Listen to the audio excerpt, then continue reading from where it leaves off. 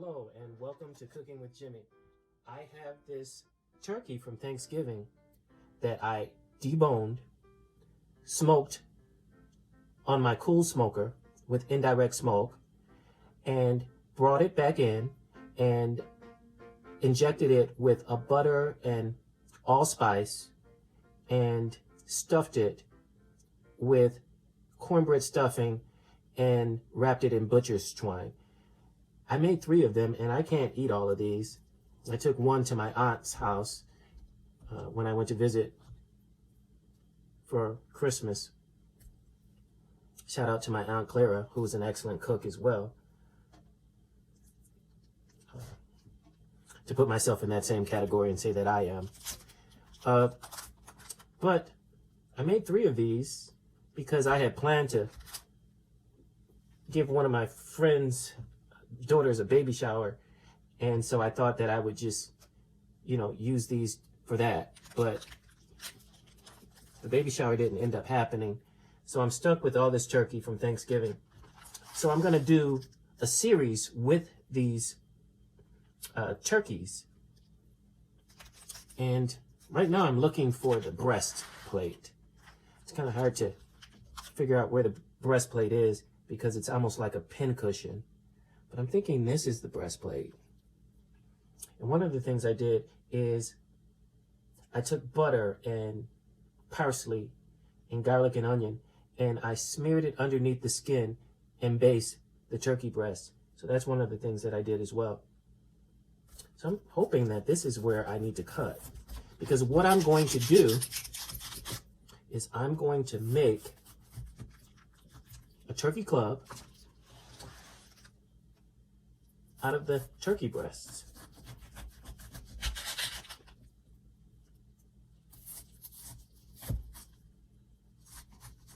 So I'm hoping that this is where, and you can see where I buttered it. And so I'm just going to try to slice this into finer pieces.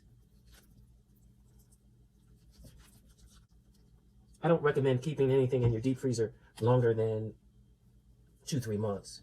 So when I realized that I wasn't going to use it right away, it was time for me to get rid of it and figure out how to repurpose it. So this is one of the pieces that I have that I filleted. And as you can see, I'm layering the meat on there. So I want to brush my bacon with honey. Looking for my brushes, but I couldn't find them, as is the case with most of the things that I use. I lost my charger to my phone yesterday, and as I said, that's one of the things that I'm not good at, is keeping track of things. I can cook, but can't remember where I put some of my spices sometimes. Not good. I just want to make sure this is evenly distributed onto the bacon. So I peeled the potatoes, and now I'm going to soak the starch out of them for 20 minutes. So I have my potatoes cut into even strips, and what I'm going to do now is just put a little salt in this, and you can see some of that starch in there. I'm going to rinse them, and then I'm going to add a little salt and maybe a little chicken stock and onion powder and garlic powder in there, and let them marinate before I do the first boil on them. I'm going to do a boil on them to tenderize them before I fry them for the first fry.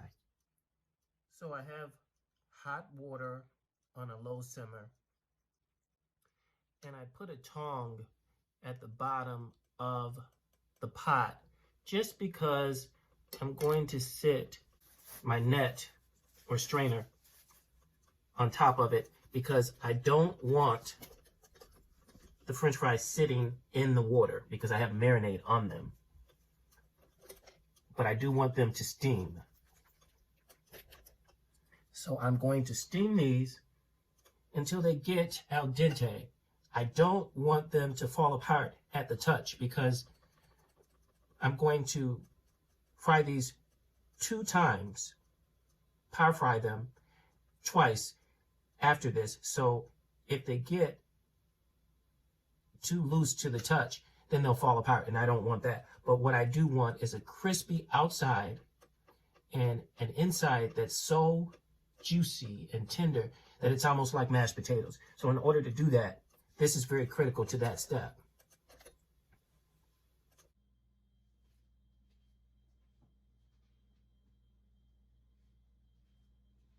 Okay, so I'm ready to do the first fry on my french fries.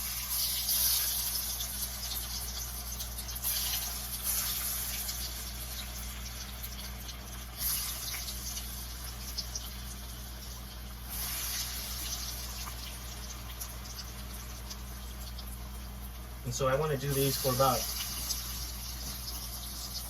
3 minutes. I'm going to set my timer.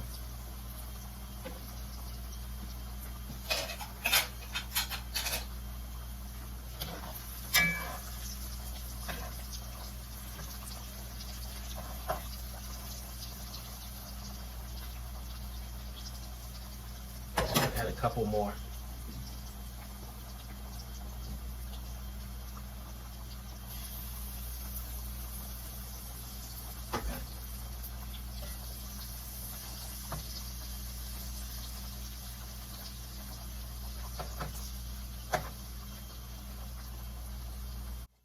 Okay, so it's been 3 minutes.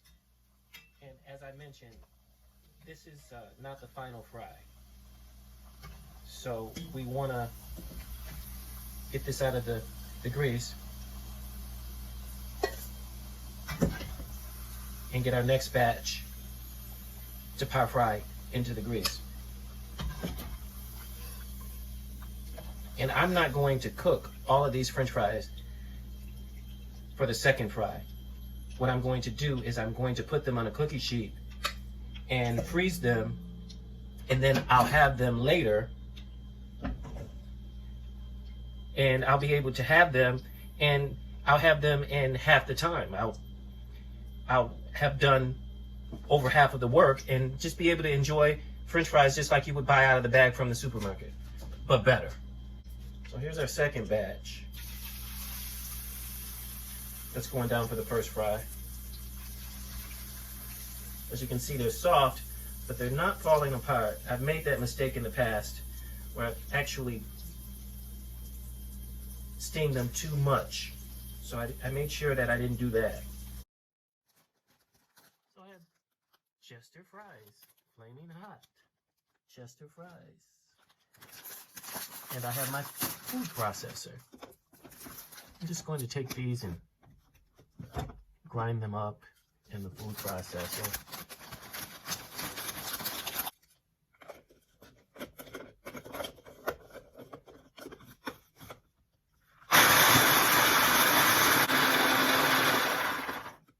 You see how much volume you lose when you do that. So I'm going to add a few more and add them as I go.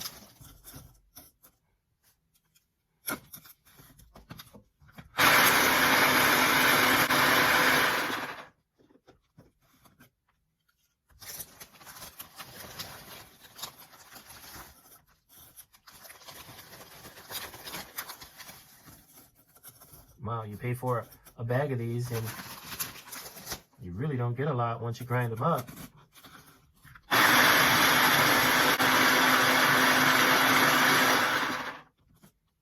Okay, so it looks like it's fine enough. I mean, yeah, that's good. So I preheated my saute pan.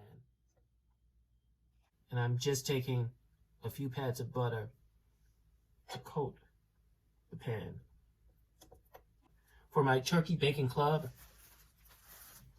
I have whole wheat sandwich bread from my local deli. And so that's what I'm doing. I'm coating my bread with mayonnaise.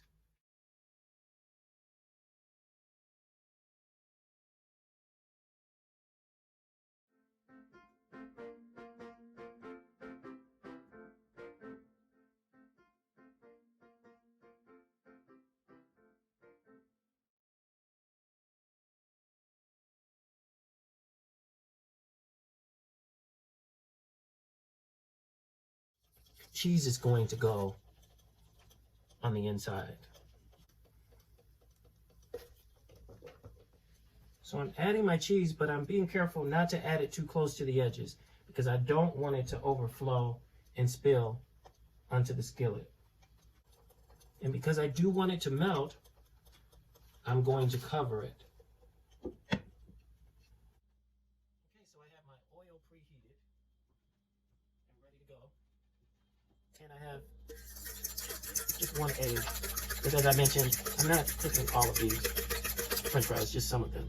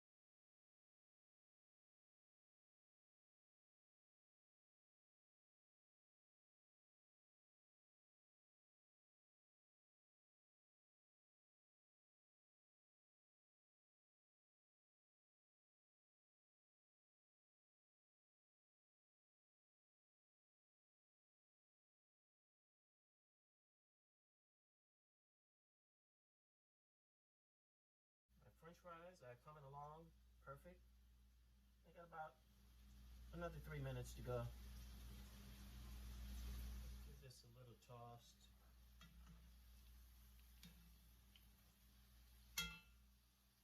Okay. They're looking like they're done. Nice and crispy on the outside, and let's see what they're doing on the inside. I'm going to drain these really well. And I'm going to dredge them another time with the remaining Cheetos flaming hot. Looking pretty good. Looking pretty good. So let's just go ahead and dredge them. I want to dredge them while they're hot. I don't want to, because I think it'll stick better if they're hot when I'm dredging them.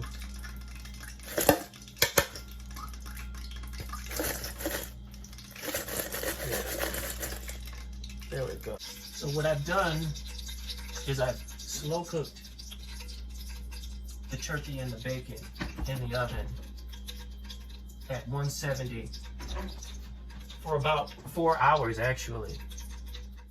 Okay, so it looks like our cheese is melted successfully. So I just want to make sure I get it.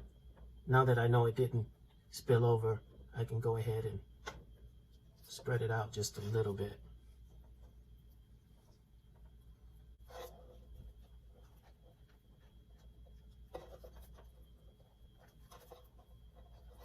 Just so that the bites are consistent. I want a bite that doesn't have cheese and one that does.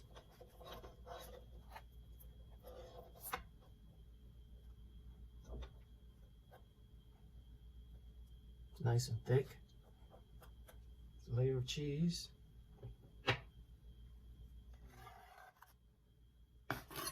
Place my onto the skillet. And I have my bacon and my turkey out of the oven. I'm going to attempt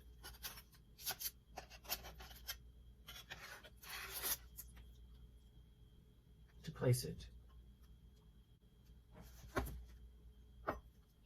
So I have it in place. I'm going to take my special sauce that I made, and I'm going to slather it on both sides.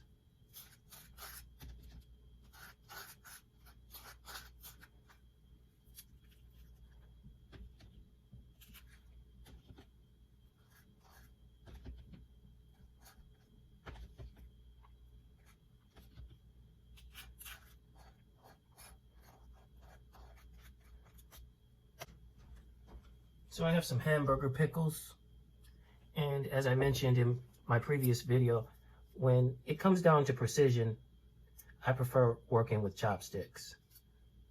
I'm not the best at using them, but it's just easier for me than using a fork and having it.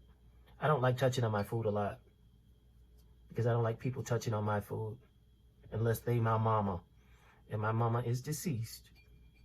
So I don't like people touching all over my food. So I don't touch all over people's food. So I cook with that in mind. Now, if I was cooking for a group of people, I would use gloves. But I see the chefs, they touch on everything. And if that works for them, if you like it, I love it. So what I'm going to do now is I'm going to add my lettuce, tomatoes, and onions.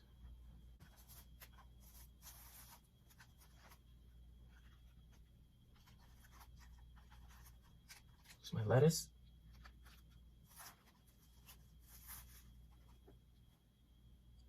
tomatoes,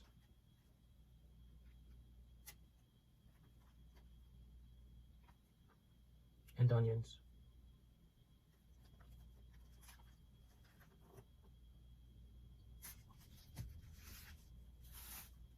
And I just want to add a little bit of ranch to the top,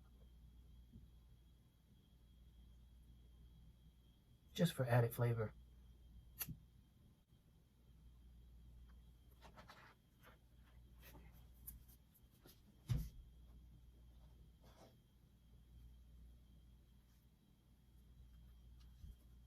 And so here we are. And before I cut it, I want to make sure that it's going to stay in place. So I'm going to hold it down. And now I'm ready to cut.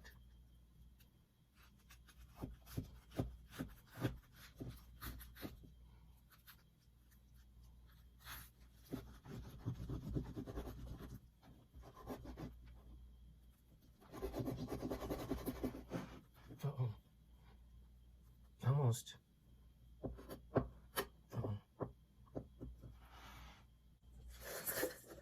Add my Cheetos fries. It's time to eat. I gotta try one of these Flamin' Hot French fries. I've heard of Flamin' Hot chicken wings, but not doing the French fries with them.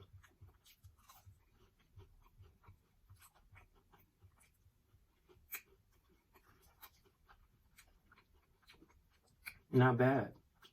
Surprisingly, not as hot as I expected it to be. I think the potato, my French fry just balances it out. Well, where is my manners? Let's say grace. Lord, we thank you for this meal. We thank you for food in a world where people hunger. We thank you for friends in a world where people walk alone. We thank you for your grace and your mercy and your Son, Jesus Christ. Amen. So let's try this. Turkey Bacon Club. Boy, oh boy. How am I going to bite that? You can see the bacon hanging out of it. Boy.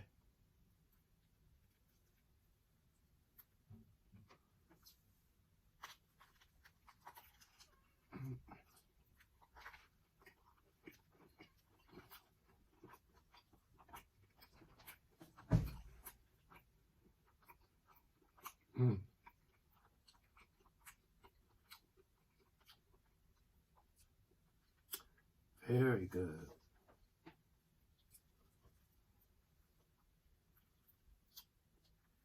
Another close-up on that.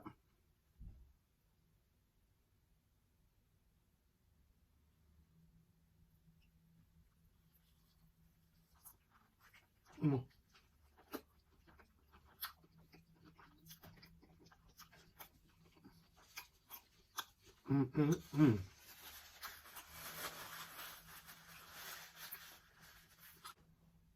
Sorry guys, my timer went off. I have Mountain Dew again. And I have my ice. I'm just gonna get this ready. Not that I'm ready for this sandwich. Boom shakalaka.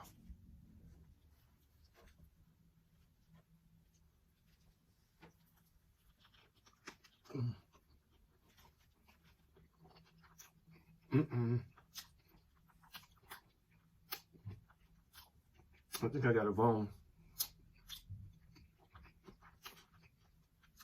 As I mentioned, this was a whole turkey that I got around Thanksgiving and deboned.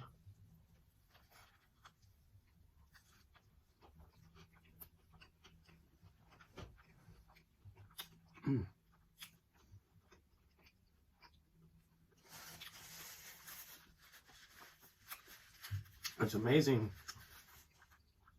how the ingredients gel together, just melt together.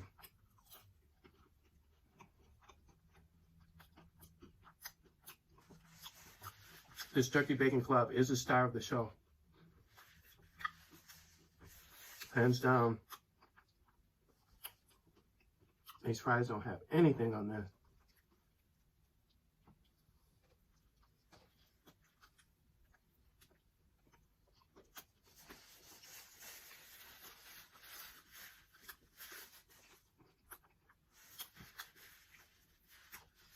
Not to beat a dead horse,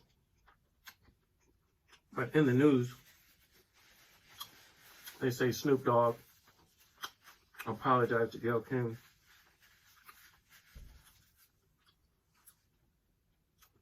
for calling her a dog head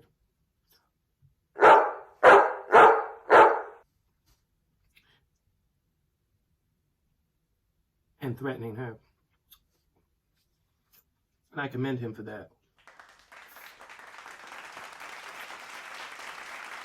Because she is somebody's mama. From what I understand, she has 2 kids. Can you imagine if somebody called your mama a dog head?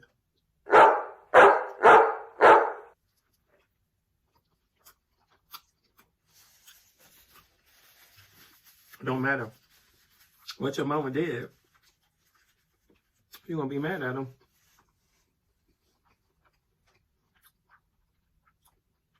You know. But with that being said, just like she's somebody's mama, Kobe's somebody's son. Kobe is somebody's husband. Kobe is somebody's father. And Dr. Dyson came forward and said what he had to say. But if it was my friend, I would have suggested that she apologize. Now, some people say that what she said was an apology.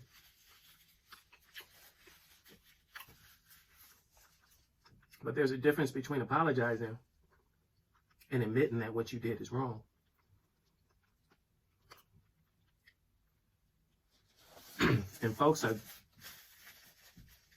good for coming after the person for reacting to the wrong and not going to the root of the problem.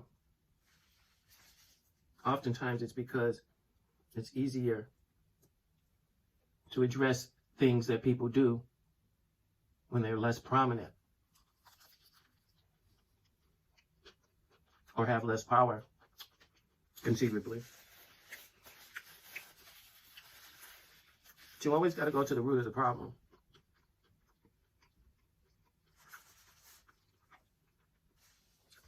You can't address the reaction to the problem without addressing the problem.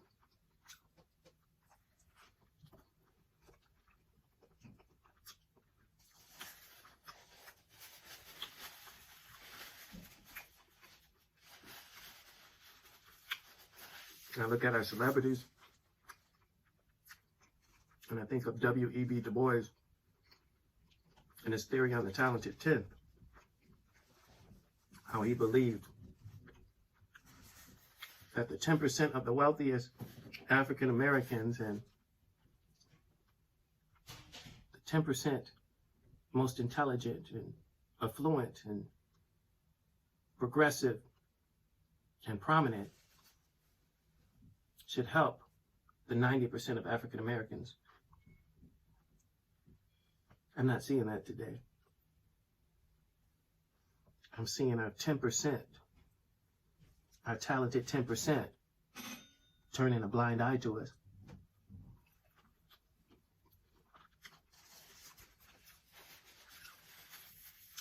I see our talented 10 concerned with their own well-being. I'm seeing our talented 10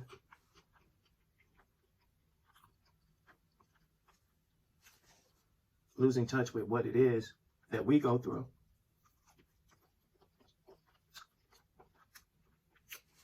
When W.E.B. Du Bois came up with his talented 10th theory, I don't think he anticipated we would be living in the neoliberalist world we live in.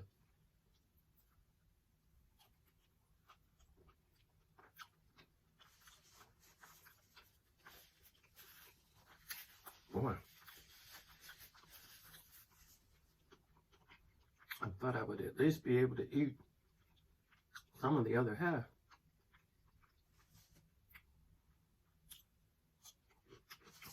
This was a really good sandwich, if I do say so myself.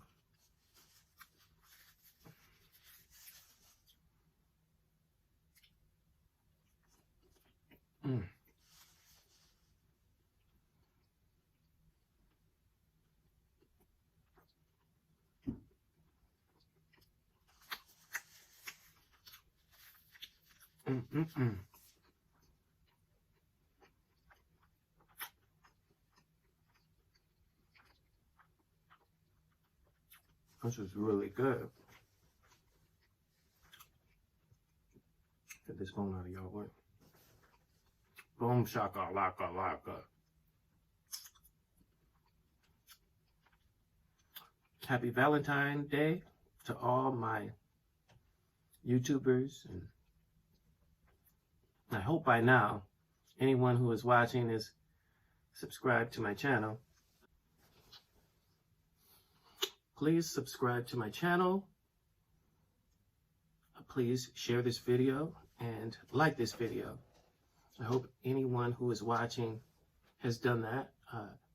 I'm a new channel. This is my 6th video, and I haven't hit 1,000 subscribers, and that is my goal. I think it is a modest goal, but I have yet to meet it, and I need your help to do that. And so I hope you like my video. And I will be eating my chocolate-covered strawberry. And this is from my previous video where I made them. And so I needed to eat first. I needed to have a regular meal, a real meal, as my mama used to say. You're eating all those sweets and you haven't eaten any real food. So I made sure that I waited until I had the Turkey Bacon Club before I attempted to attack these chocolate-covered strawberries for Valentine's Day. So stick around, and that's what I'll be doing. So I'm back, and I am ready to eat dessert. I needed to take a few moments to let that food digest.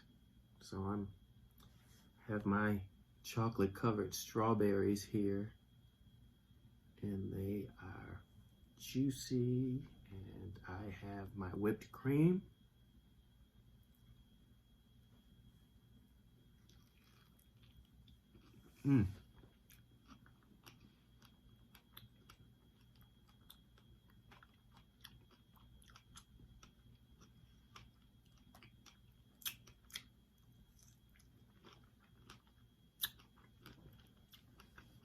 Chocolate covered strawberries never disappoint.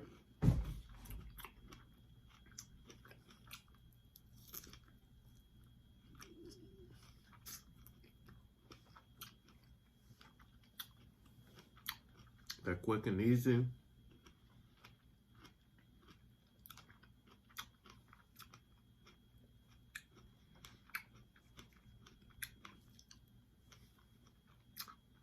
But going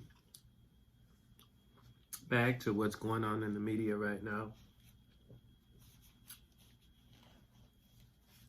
we have to get away from disparaging our own race, or anybody for that matter, especially at a time when they're very vulnerable. And it really brings out a lot of truths that relate to marginalized groups, not only African Americans, but all marginalized groups, and what it does to a group and to a culture, how it makes them feel about themselves and how it makes them feel about others.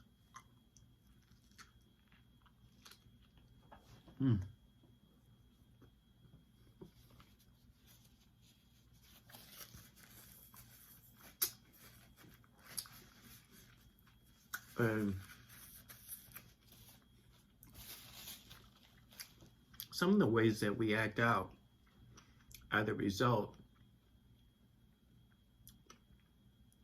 of our situation. We act out our situation, and the way that we treat people is a reflection of how we feel about ourselves.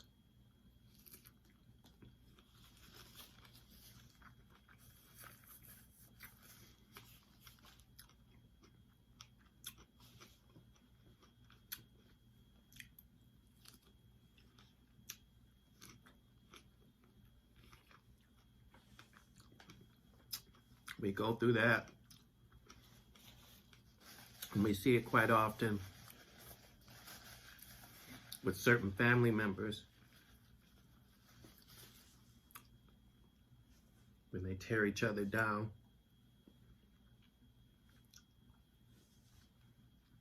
Sometimes people get close to you just to hurt you, and we need to stop doing that. We need to believe more of ourselves and more of others. We need to believe the best in ourselves and the best in others. I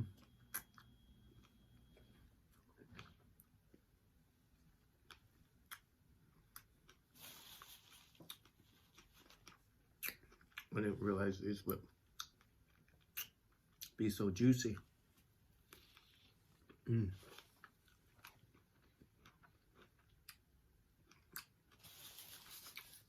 I hope everybody out there is enjoying this Valentine's Day.